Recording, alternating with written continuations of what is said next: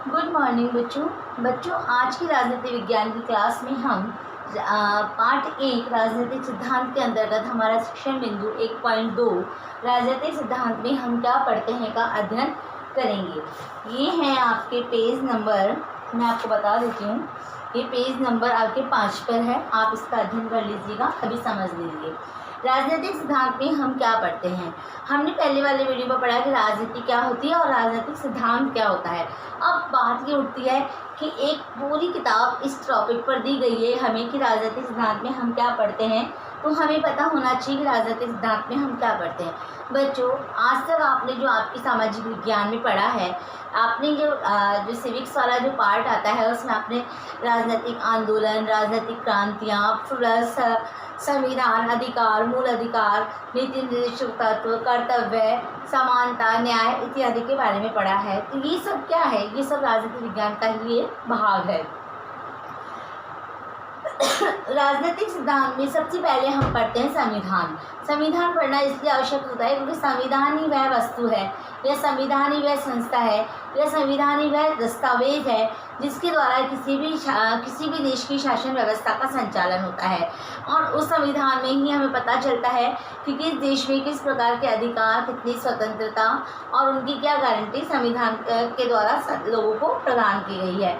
अब देखिए, जब हम राजनीतिक सिद्धांत का अतीत देखते हैं तो हम देखते हैं कि उसमें प्लेटो और अरस्तु, आपने शायद नाम पहली बार सुना होगा, प्लेटो अरस्तु से लेकर भीमराव अंबेडकर तक की स्थिति, हम भारतीय राजनीतिक विचारकों तक आ जाते हैं, तक की स्थिति में हम ये देखते हैं कि प्रत्येक जो वैज्ञानिक है, विचारधारा है, वो यही बताने का प्रयास करती है कि किस प्रकार राजनीतिक सिद्धांत के द्वारा किसी भी देश की शासन व्यवस्था का संचालन किया जा सकता है।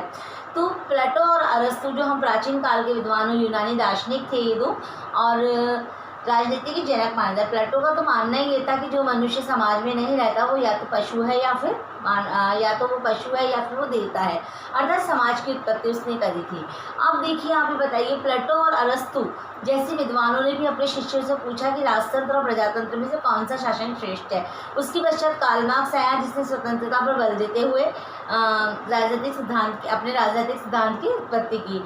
उसके पश्चात रूसो जो स्वतंत्रता का पक्षधर था, वो कहता था कि मनुष्य सर्वत्र स्वतंत्र जन्मा है, लेकिन वो सर्वत्र बेड़ियों से जकड़ा है। यानी कि स्वतंत्रता भी प्रमुख है, अधिकार भी दिए गए हैं, लेकिन उसके कुछ निहित कर्तव्य भी प्रदान किए गए हैं। इस प्रकार हम पढ़ते हैं राजनीतिक सिद्धांत में कि अच्छा, भारत में जब हम पहुँचते हैं तो भारत में भी हम देखते हैं महात्मा गांधी हुए, चाहे भीमराव अम्बेडकर हुए, इन सब ने अपने अपने सिद्धांत के अनुसार एक राज्य की कल्पना की। जैसे महात्मा गांधी जी ने कहा था आदर्श राज्य की कल्पना करी, फिर भीमराव अम्बेडकर जी ने क्या करा, संविधान निर्माता बने, वो हमारे संविधान निर्माता कहे जाते हैं।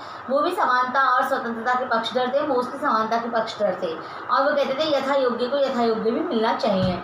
इसी प्रकार जब हम इन सभी राजनेताओं का अध्ययन करना चाहेंगे तो वो हम कहाँ करेंगे, वो हम राजनीतिक सिद्धांत में करेंगे। तो सबसे पहले हम क्या करते हैं, संविधान का अध्ययन करते हैं, उस दस्तावेज का अध्ययन करते हैं। जब हम संविधान का अध्ययन करते हैं तो हम पाते हैं कि संविधान केवल एक कोरा लिखित दस्तावेज नहीं होता, ये किसी देश का लिखित होता है और किसी देश का अलिखित होता है। हमारा भारतीय संविधान लिखित संविधान है और विश्व का सबसे बड़ा संविधान माना जाता है। अब संविधान में क्या होता है, अभी बताओ, आज आपका घर है या आपकी क्लास है या आपका विद्यालय है, इसको चलाने के लिए कोई रूपरेखा बनाई जाती है ना बच्चों, कोई नियम बनाए जाते हैं, कोई कायदे कानून बनाए जाते हैं। इन सभी का जो समावेश है वो हमारे संविधान में दिया गया है। और उस जगह के नागरिक होने के नाते हमारे क्या अधिकार हैं, हमारे क्या कर्तव्य हैं, हम कैसी सरकार चाहते हैं, सरकार कैसे कार्य करे, सरकार के कार्यों की निंदा कैसे करें, हम अगर कोई कार्य हमको पसंद नहीं आता, या सरकार के कार्य की तारीफ कैसे करें हम कि भी हाँ ये कार्य अच्छा है, सरकार क्या हमारे अनुसार कार्य करी, कि सरकार की नीतियाँ हम पर क्या प्रभाव डाल रही है, और अगर पॉजिटिव प्रभाव डाल रही है तो किस हद तक डाल रही है, और नेगेटिव प्रभाव डाल रही है तो किस प्रकार का हम कार्य करें कि नेगेटिव प्रभाव कम हो सके। ये सारा अध्ययन जब हम करते हैं तो हम कहाँ करते हैं, हम संविधान में करते हैं। अब देखिए बच्चों, जो हमारा संविधान है, अब हम हमारी ही बात करते हैं। हमारा जो संविधान है वो 2 वर्ष 11 माह 18 दिनों में बनकर पूर्ण हुआ था। तो देखिए बच्चों, उसके अंदर क्या दिया गया है, उसके अंदर हमें फंडामेंटल राइट्स, हमारे मौलिक अधिकार प्रदान किए गए हैं। मौलिक अधिकारों में स्वतंत्रता की गारंटी, समानता का अधिकार और धार्मिक स्वतंत्रता का अधिकार, शिक्षा का अधिकार, शोषण के विरुद्ध अधिकार, बहुत से अधिकार दिए गए हैं। और इन अधिकारों का हम कब पालन करते हैं? हम भारतीय नागरिक होने के नाते इन अधिकारों का पालन करते हैं। इसके अलावा ऐसा नहीं है केवल अधिकार दिया गया है हमें, बल्कि हम इस देश के नागरिक होने के नाते डायरेक्ट और इनडायरेक्ट हम यहाँ की शासन व्यवस्था में भी अपना भागीदारी सुनिश्चित है। कैसे है? या तो हम इलेक्शन लड़ते हैं, और सभी के सब तो इलेक्शन लड़ नहीं सकते, तो हमें वैस मताधिकार प्रदान किया गया है जिससे हम अपना प्रतिनिधि चुनते हैं। तो इस प्रकार हमने क्या जानने का प्रयास कर रहे हैं कि राजनीतिक सिद्धांत में हम क्या पढ़ते हैं।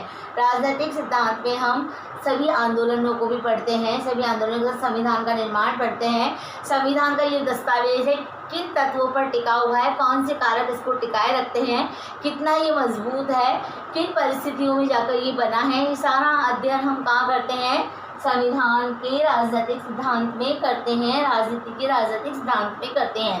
अब बात उठती है, क्या ये राजनीतिक सिद्धांत, अब जैसे जब हम आज़ाद हुए तो हमारा संविधान बना, उसमें हमने आर्थिक लोकतंत्र वगैरह स्वतंत्रता समानता दी, लेकिन क्या वर्तमान में जब हम आज़ाद हो चुके हैं तो क्या हमें ये सारे अधिकार पूर्णतः प्राप्त हैं? ये बात हम पढ़ने जब जाते हैं तो हम पाते हैं कि वर्तमान में इसकी क्या प्रासंगिकता है। तो बेटा इसकी प्रासंगिकता तो पहले भी थी, आज भी है, लेकिन युग बदलते हैं, परिवर्तन होता है, उसके अनुसार इसकी प्रासंगिकताएं भी बदल जाती है। आवश्यक कल भी था, आवश्यक आज भी है, और राजनीतिक सिद्धांत को पढ़ना प्रत्येक राजनीति विज्ञान के विद्यार्थी के लिए उतना ही अनिवार्य है जितना के लिए उसे अपने विषय का पाना या अपनी डिग्री को प्राप्त करना होता है। अब वो राजनीतिक सिद्धांत का जब डीपली अध्ययन करता है तो वो पाता है कि किन परिस्थितियों से होकर हमारा राजनीतिक सिद्धांत गुजरा है। क्या लोकतंत्र और स्वतंत्रता आज भी उतनी ही मायने रखती है? तो बिल्कुल सत्य बात है, आज भी, लेकिन बस वही होता है, स्वतंत्रता के अपने मायने बदलते चले जाते हैं। क्या समानता आज भी उतनी ही आवश्यक है जितनी कि जब हमारा संविधान बना था तब थी, या राजनीतिक सिद्धांत की उत्पत्ति हुई थी? हाँ बच्चों, संविधान उस समय भी इतना ही आवश्यक था, संविधान आज भी इतना ही आवश्यक है, और समानता उस समय भी ज़रूरी थी, समानता आज भी ज़रूरी है। समानता में क्या होता है?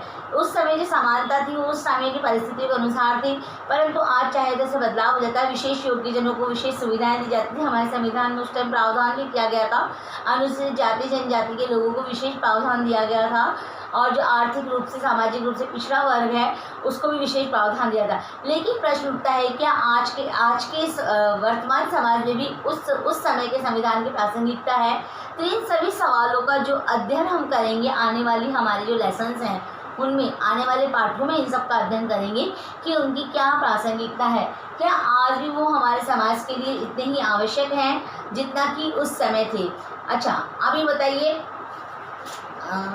देखिए, आप एक बार देखिए, कुछ अधिकार ऐसे होते हैं, अब हम दूसरी बात हम इसमें जानेंगे कि क्या ये एक लीक चलती रहती है, क्या लगातार ये एक ही धर्रे पर काम करता रहता है? नहीं, समय के साथ साथ जैसे जैसे आवश्यकता पड़ती है और आवश्यक हमें ज़रूरत होती है, वैसे वैसे इसमें कुछ ना कुछ, आपने संवैधानिक संशोधन पढ़े हैं। संवैधानिक संशोधन का क्या अर्थ होता है? संवैधानिक संशोधन का यही अर्थ होता है वक्त और परिस्थिति हालात के अनुसार किसी भी कानून का बदल जाना। तो देखिए बच्चों, हाँ, जो हमारे आजीविका का अधिकार था, है ना, आजीविका प्राप्त करने का अधिकार, उसको इसमें जोड़ा गया है, और संपत्ति रखने का जो अधिकार है उसको इसमें से हटाया गया, मौलिक अधिकार में से वो कानूनी अधिकार का रूप दिया गया। तो ये सब क्या है? शिक्षा की गारंटी का अधिकार, सूचना का अधिकार हमारे अधिकारों में जोड़े गए। तो ये सब क्या है? वक्त और परिस्थिति के अनुसार ये सब बदलाव किया जाता है हमारा सब। इसीलिए हमको क्या नज़र आता है, अगर हम राजनीतिक सिद्धांत में इसका अध्ययन करते हैं तो हमें नज़र आता है कि हमारा संविधान कैसा है, कठोर होने के साथ साथ लचीला भी है। समय के अनुसार, आवश्यकता के अनुसार हमें इसमें परिवर्तन भी नज़र आता है। तो बच्चों, हम यही पढ़ना चाहते हैं। हम कुल मिला के हमारी ये जो पाठ्य पुस्तक है, ये जो हमारी किताब है, हमें सिर्फ यही बताना चाह रही है कि संविधान किस तरीके से बदल गया। देखो, वर्तमान समय क्या है? वर्तमान समय इंटरनेट का युग है। अब इंटरनेट का युग है तो इंटरनेट से आप किसी भी व्यक्ति की जानकारी को हासिल कर सकते हैं। हम देखते हैं कि इंटरनेट के द्वारा हमारी जो गवर्नमेंट है, हमारी जो सेना है, वो पता लगा लेती है कहाँ कहाँ मतलब ये आतंकवादी अड्डे वगैरह हैं और उन पर वो आक्रमण करते। तो अगर हमारी सेना पता लगा लेती तो आतंकवादी जो ग्रोह है वो भी तो हमारी सेना के बारे में पता लगा सकता है। तो मतलब इसमें क्या कायदे कानून होने चाहिए कि इंटरनेट का युग है, विकास का युग है, ठीक है हम मानते हैं इसका वर्तमान समय में तो इसका बहुत ज़्यादा योग है। देखिए हम लोग भी अभी जो क्लास ले रहे हैं वो इस इंटरनेट के माध्यम से ले रहे हैं, लेकिन इसका किस लिमिट तक होना चाहिए, कितने इसमें किसी जैसे कई लोग आईडी हैक हो जाती है, उन लोगों का जीवन तबाह हो जाता है, तो ये सब क्या है, इसमें क्या कानून होना चाहिए। अभी अभी थोड़े बीच में आपने हाल ही में सुना ट्विटर के बारे में कि किस तरीके से ट्विटर को लेकर हमारी सरकार ने हंगामा किया था, किस तरीके से इस पर प्रतिबंध लगाने की आवश्यकता होने लगी थी। इसके द्वारा क्या होता है, सूचनाएं ईमेल पर दी जाती है, तो अगर वो आउट हो जाती हैं, है ना, इंटरनेट से कोई सूचना आउट हो जाती है तो इसकी संभावित खतरे बहुत ज़्यादा हो सकते हैं। तो क्या कानून इस पर कोई लिमिट लगा सकता है। अभी वर्तमान में एक सुनने में आ रहा था कि ऐसा कुछ बनेगा कि जो भी हमारे व्हाट्सएप पे मैसेज वगैरह हैं वो गवर्नमेंट के पास सीधे डायरेक्ट जाते हैं और वो उनको पढ़ते हैं। तो इससे क्या होता है, प्राइवेसी ख़त्म होती है। लेकिन क्या ये प्राइवेसी ख़त्म होना आवश्यक है? तो ये सब बातें समय के साथ साथ बदल रही हैं ना। आप देख लो राजनीतिक सिद्धांत में आ रही हैं ये सब बातें। तो जब हम इस पुस्तक का अध्ययन करेंगे तो हम यही पढ़ेंगे कि कोई भी नियमन करना कितना न्यायोचित होता है और कितना अन्यायोचित होता है। तो आज हमने जो ये पढ़ा है इसमें हमने आप इस बात को अध्ययन करना बेटा, जो भी चीज़ें मैंने बताई है वो इस सिद्धांत को जो आपकी पाठ्य पुस्तक में आपको बताना चाह रही है उसी के अनुसार है। फिर भी अगर आपको कोई परेशानी आती है तो आप अंडरलाइन करके मुझसे प्रश्न पूछ सकते हैं।